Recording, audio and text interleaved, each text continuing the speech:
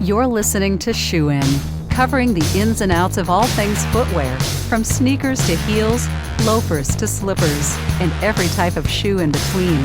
Brought to you by the FDRA, the Footwear Industries Association focused on retail, trade, politics, and fashion, helping create and enhance conversations on all things footwear.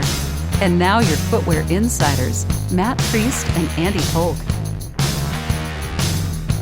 Welcome back, everybody, to the Shoe In Show. We want to thank everybody for listening and for all the notes that we get of, saying how great the show is and giving us tips and ideas about who we should have on and what we should discuss. Matt, one thing that constantly keeps coming up is people who are trying to build a shoe brand. Yes.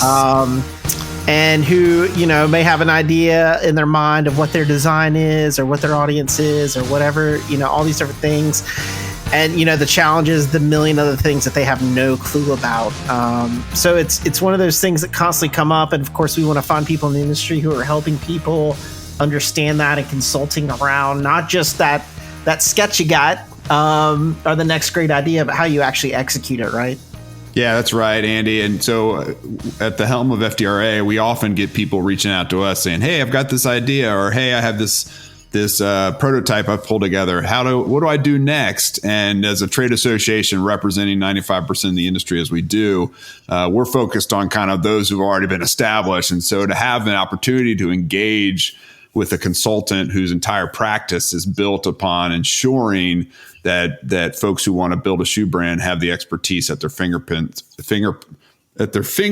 that's available. And that's what Susannah Davda does, who is the shoe consultant, shoeconsultant.com. Susannah, thank you so much for coming on Shoe In Show. We really appreciate it. Thank you. And thank you for such a nice intro. It's great to know that my services are kind of recognized around the place. I do have quite a few clients based in the US, and really my business is global. I've been able to work remotely for actually a couple of years. And so one of the best things about my job is I get to meet people, and entrepreneurs are a special type of person, that they don't necessarily fit in. That's kind of the point. They want to do their own thing. And such a good part of my job is meeting so many different people, all with one thing in common, which is that they want to start a shoe brand and they know that I can help them.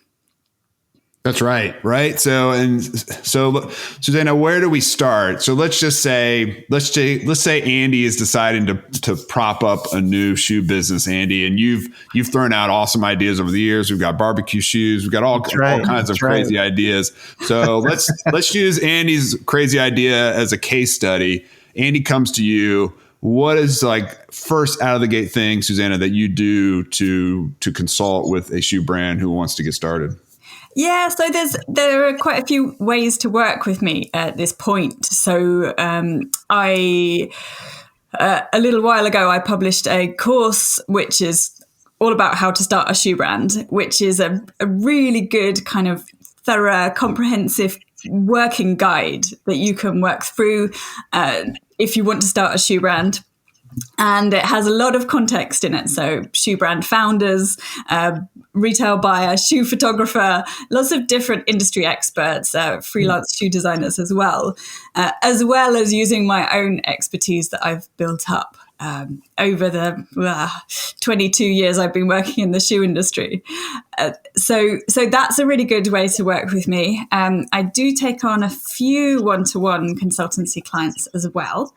And I run some masterclasses, which can be downloaded from my website as well. But how I would approach it now, any way you access, working with me, the first step is always, who is your customer? And so, this whole, it's not necessarily this kind of very set form of building a customer profile. What is their age? What is their gender? What is their job? It's for me, it's a bit more subtle, really. When you're thinking about your customer, yeah, you want to know, where they are, where you can find them, where you can reach them, but also what drives them, what language do they use? All of those things that are going to not only help you to build the right product at the right price in the right factory. It's not a simple thing starting a shoe brand, as you know, but also to be able to market it to them, because there's no point making a beautiful shoe. I mean, how many entrepreneurs have just gone ahead and created this amazing shoe and there's no one there to buy it? No one knows it exists, and no one was waiting for it. So it's trying to solve those problems as well as help my clients to, figure out how to get it made and get it made right at the right price. Right. And figure out how many they might sell. I think you're hitting on the nail, where people who are coming to the table have to understand there's different pillars within building the brand, right? And we could talk about these, but you just talked about the marketing side. Like, how do you build demand, or how do you gauge whether the product will be successful out of the gate? What's really interesting now, 10 years ago, that's really hard because you basically have to take a bet on yourself and build the capital and get some samples, convince a factory to give you some samples at a low cost, and go out to a trade show and see if anybody's interested. And now you can do some crowdsourcing, crowdfunding. You can test things online through social media. So there's some of those, but there's still the business side. There's still the design side. So, Susannah, sometimes people come to us with a sketch. So obviously they're artists. They have an idea of what they want, but they really need the business support. Maybe they need the marketing support. Some people are business people who want to build a brand because they want to make a lot of money, but have no idea how to design a shoe. That's me. No idea how to sketch. No vision for what that is. So I think sometimes what we're really trying to do is figure out how we convince these individuals that they need a partner. They need someone that kind of solves that challenge of the blind spot they don't have, whether it's business or marketing or the design side, the artisan side, I think, of figuring that out to make it whole to where they can actually move forward. Yeah, this is it. And also somebody who can help them to recognize, what their blind spots are, actually Right. What are all the different things that need to come together for this to be successful? Because, it definitely isn't just creativity. And it definitely isn't just a really good business idea. It's all of those different elements. And that's what I love doing, is putting all of those things together. My background is creative and it is business, and I've always tried to combine those things really in my career because that's what excites me. It's where those things meet. But so I guess, I don't think it's about convincing anyone, but I do think that the easiest way to convince somebody, to get some help, to get some support from someone like me is I've heard too many horror stories. I have heard too many people who have, they've kind of come to me, I guess, a bit late really in the journey. So somebody has maybe ordered some samples from a Far Eastern marketplace. I'm not going to name any names, but you know what I mean. That it, of course.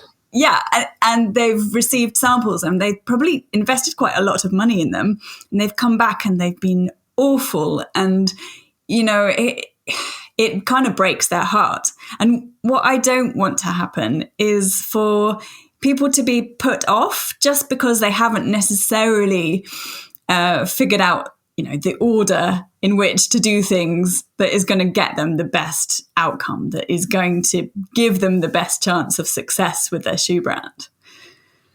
Now, let me ask you this. Part of being a good consultant is also deconstructing preconceived notions of your clients, right? So we get people who come to us and say, hey, I want to make my shoe in America. I want it with only sustainable materials. I want it to perform in this way. And I want it to be $19.99 sold at a Walmart type store. Mm-hmm. And we think to ourselves, okay, well, there's very little capacity in the United States. There is you're never going to build a shoe in the United States with a labor component that's only $19.99 US. And so you have to be like upfront and honest. Say, that doesn't exist. Or have you thought about this? How much of your job is deconstructing those preconceived notions? Okay, I definitely have had clients like that. But I find that most of my clients are quite realistic. They're because of where I'm based, I do get quite a lot of people saying, I really, really want to make it in the UK. And of course, there are still shoe factories in the UK, but not that many, especially on the women's side. And so I have to quite quickly let them know that, it's just not possible. And, you're not going to be able to create a new factory from scratch. So let's look elsewhere, at least for the moment. Maybe when you're a big, powerful brand, you may want to set up your own facility. Sure, that would be great, but not for the moment. So, I would say that sometimes I have to get people to think about, okay, what is the problem that they're trying to solve? And we think about, is this solution that you've come up with actually the right solution? So I do get people coming to me saying they've got this maybe technology or some idea of a particular widget, let's say, that is going to solve a particular problem. And often to me, that is kind of an overcomplication of creating a solution from someone who doesn't have a footwear background or a technical footwear background. Then, sometimes people can be great problem solvers from outside of the industry because they see it differently. And I do find in the shoe industry, there is a bit of a mentality of, well, it's always been done this way, so it should always be done this way, which I don't believe in. However, I think sometimes the solution is simpler than people realize. And so I definitely have quite a few of those discussions. Yeah, I think you're exactly right. The challenge is, and what the industry needs is new ideas, right? So there's no problem with people bringing new ideas to the table to explore and push and pull us in different directions and challenge existing operational norms or product or material or anything like that. I think we need more of that. And, FDRA has just taken over Fanny Market Week, and that's a big challenge we have now is in this pandemic, how do we get small brands in front of retailers to create a product mix that's dynamic and not just the same big brands that are churning out product, but something that freshens things up a bit. So in some ways there's opportunities, but there still are challenges that do remain around, these, an emerging brand coming up with capital and coming up with, a factory that will do small sample runs and things like that. So, but I do think there is, because you started off talking about the marketing side. I think,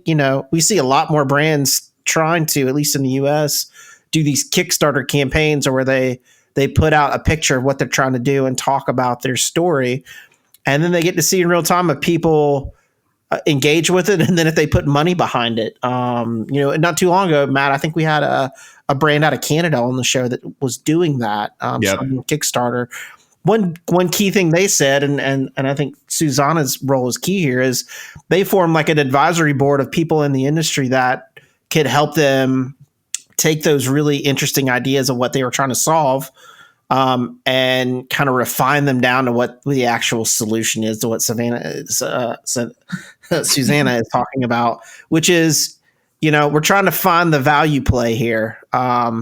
Sometimes you think you're recreating everything anew when it's been done before, right? So you need thoughtful people to look at what you're doing to help you refine that and bring that, but never be discouraged about bringing an idea to the table to have a discussion. Because I will say this, and I think, Susannah can speak to this too from the UK side as well as the US side, but the footwear industry is really welcoming.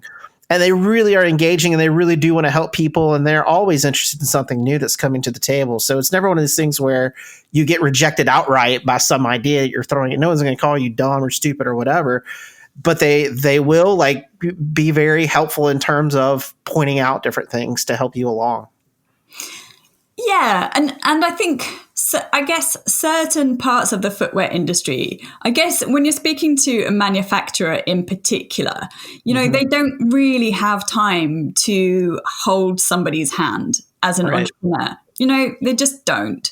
And so what I like to do is get my clients so ready to speak with a manufacturer that the manufacturer sees those dollar signs. You know, when that's a great point. That's a great point. They receive the first email from this person and they're like, ooh, okay, I get where they're coming from. There seems to be a potential for some volume here at some point. Probably not at the beginning, but this could be a really interesting business partner for us. So, yeah, and I think, you know, the same person could potentially have, you know, if they hadn't have had this connection within the footwear industry, they could have sent this message that just didn't sound quite like shoe language. Right. It's not even about component terms necessarily, although that's really useful. But it's just about, you know, what do the factory need to know? Yeah, I think that's a great point. I mean, there is a language to shoes, right? And so if you're on the outside trying to figure that out, it's helpful to have someone helping you refine that language, both to consumers, I guess, and to the factory, because the factories are, you know, I won't say notoriously difficult to deal with, but they do have to have an idea that they're going to get some return back for giving a little bit of their operations to run some samples for folks. Right, exactly. It's not business yet. That's the thing. When a manufacturer first starts working with a startup, it's not making them any money yet. And that's the thing that I think not all entrepreneurs understand, is that, you know, they're not desperate for your money because it's not really any money yet. It, you know, to them, they need the volumes to be coming in for that to be, you know, for at least to be able to see that in the fairly near future, to be able to consider that, you know, actually business. Let me ask you this. I had a well-known brand I just spoke to yesterday about the marketing side of things, and Andy talked about consumer language. When we have moved so heavily into e-commerce, particularly during the pandemic, and we're relying more and more on engaging with people in their digital space, it's just noisier than ever. So from your perspective, what are some of the best channels for emerging brands and established brands to engage with consumers in the digital space? Are there ones that are, you know, some are way more expensive than others? Google and Facebook are very expensive. Are there ways to get attention in the marketplace while not breaking the bank, particularly for an emerging brand? Yeah, definitely. And what I've seen with my clients is that Instagram can be really powerful, but of course, you know, the algorithms are changing, and of course it's much more on the revenue generating side of things for, you know, the company, for Facebook. But, you know, there's this sort of package of different elements that you have to put in to, and it's not about, you know, beating the algorithm, because you're never going to do that. But it's more about, you know, playing the game. It's playing the game. It's so you're using whatever their favorite new tool is, you know, and you're making sure that there's consistency. Consistency is so important. I really like Instagram for brands just because it's so visual, and shoes are really visual. You know, if you can't touch them, you want to see them. And of course, you know, for me, being a shoe person, the thing that I want to do is go to a shoe shop, you know, and pick it up and touch it and smell it. But of course, you know, the second best is to see it in a picture. But the other really powerful thing in terms of digital marketing that brands need to be doing is building a mailing list and giving that mailing list great content before they've even launched. I think that's very interesting. I know our time's getting short here, but and we're going to bring in Jasmine in just a second to do one of her world famous fashion and footwear segments, I think. But I am interested. How are brands even in I know this environment is completely different for all of us, but even previous to the COVID instance, how are these emerging brands funding themselves? Are they bootstrapping it by their own savings? Are they going to banks to try to get capital? How would you present to different people trying to start a brand that they need to think about their finances so that if for some reason, God forbid, they fail, they're not looking at large credit card debt or something like that? It's usually a really good idea to have a chunk of money, your own money, just for the first part, because in order to get finance now, whether that is a startup loan or actually you're looking for investment, and even to get to the point where you've got a Kickstarter campaign up and running, you need a chunk of money and you need to be able to, create that first prototype. Right. So I tend to advise people, they can't have nothing. They've got to start with a decent sum of money. And then from there, I suppose that investment can create some bigger investment. And of course, there are various options for that. Yeah, as you said, banks.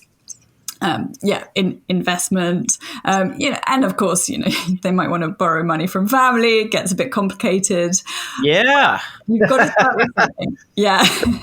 Matt, can I borrow some money, buddy? Of course. A small amount. It's just a small amount, relatively speaking, to the large gains that I'm bringing. Every month. Just a free pair every month. Well, I'll give you some stock options in my company. So, that works.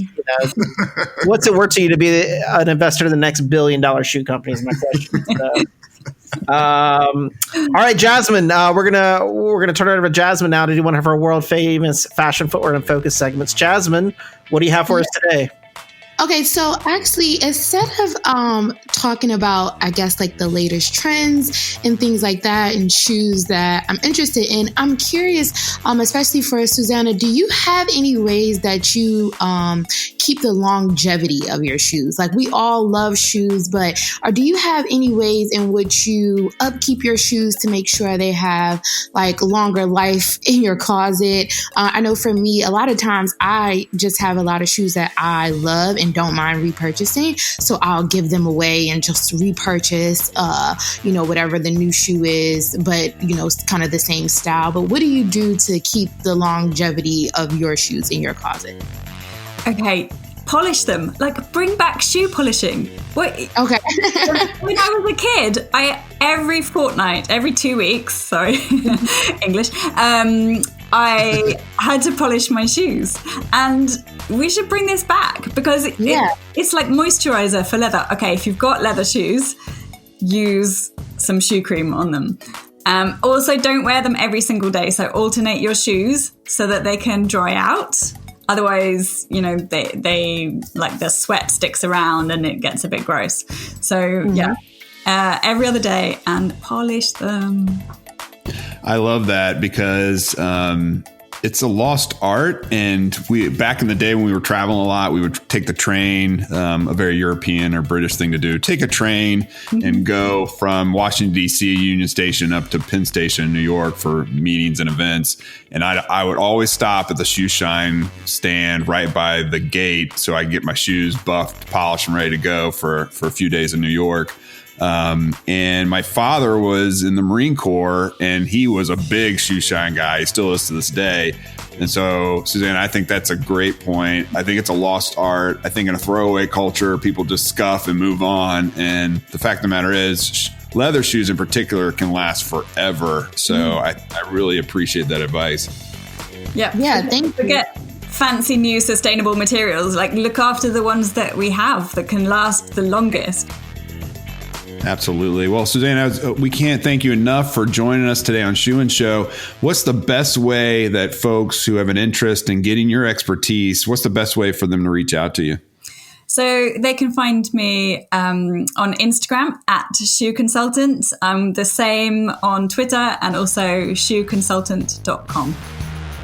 Perfect. Well, again, Susannah, thank you so much for joining us. And to all of our Shoe and Show listeners, we can't thank you enough for taking the time to download our episodes, year in and year out. We're now well past 250 episodes. We've been doing this for over 4 years, and you can get all of our episodes, this one and all the ones before it, at shoeandshow.com. You can also retrieve all the episodes where you download your podcasts, whether it's Spotify, Apple Podcasts, or wherever. Please go ahead and do that. Subscribe if you can, and rate us if you will. But we only accept 5-star ratings, so as soon as you hit the 4-star, it is automatically kicked out. We just disregard those ratings, and we ask that you continue to listen. If you have ideas about who you want on the show, or how other topics we should cover, go to shoeandshow.com. There's a mic there. You can click on it and record a message. And if it's funny enough, interesting enough, we'll air it here on this program. But until next time, Shoe and Show is out. Shoe In has been brought to you by the FDRA, the Footwear Industries Association focused on retail, trade, politics, and fashion, helping create and enhance conversations on all things footwear. For information about FDRA, visit fdra.org.